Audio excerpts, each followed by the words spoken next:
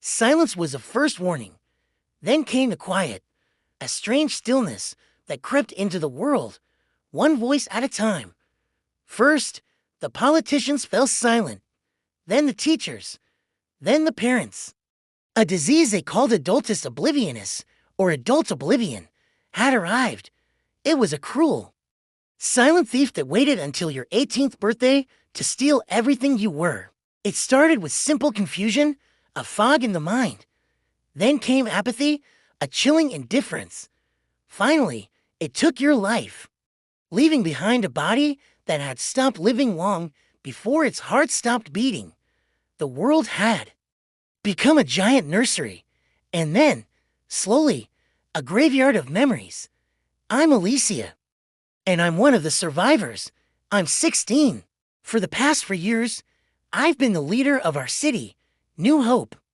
It's what's left of a suburban neighborhood, a place where children try to remember how civilization works. My little brother, Timmy, is 6. He's the only light I have left in this darkening world. Masha's, our 13-year-old engineer, ran up to me, his hands already rough and calloused from fixing old generators. Alicia, we found more fuel at the Aurora station. We can run the water purifiers for another week. I nodded, but my eyes were locked on an old physics textbook.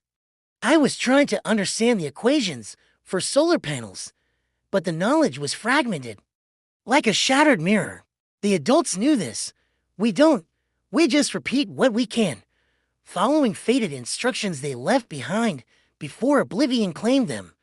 Every evening, I walked to the memorial garden. It used to be the city park. Now, it's where the adults lie. We never learn how to bury them. So they rest where they fell, slowly being reclaimed by the earth. I always find my mother, grass weaving through her clothes, her eyes frozen in that same vacant apathy. We're trying, Mom, I whisper into the wind, unsure if she ever truly understood what trying meant. The hardest part is knowing what's coming. When someone turns 18, we watch them start to forget. First names, then faces, then how to walk. Some wander the streets in their final days, muttering nonsense like broken toys. Others just sit down and fade away.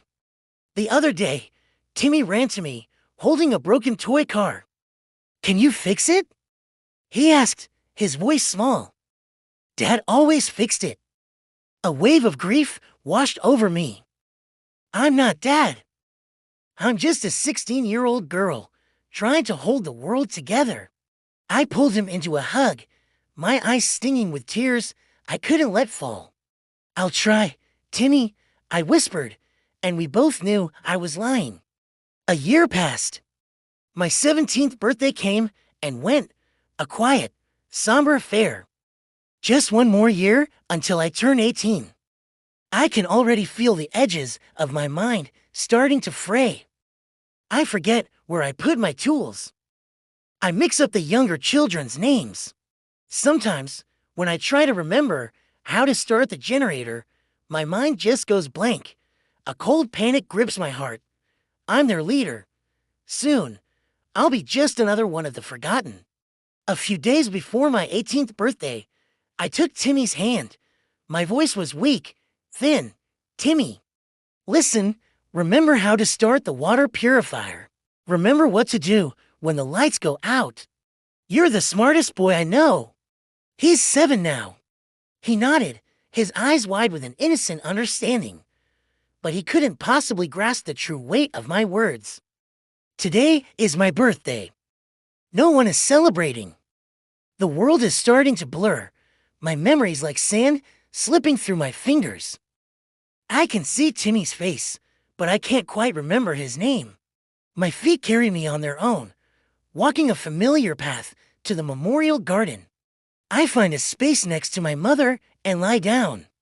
The distant sounds of children's cries reach me, but I don't know what they are. My very last thought is of a little boy. What was his face? I can't remember. The sun sets, its dying light washing over the thousands of forgotten bodies in the park. And now, one more. Back in New Hope, A 7-year-old boy clutches a broken toy car, waiting for his big sister to come home and try to fix it. But she's not coming back. Not ever. And this world, run by children who forget the past and have no future, slowly, quietly fades away, like the final notes of a lullaby.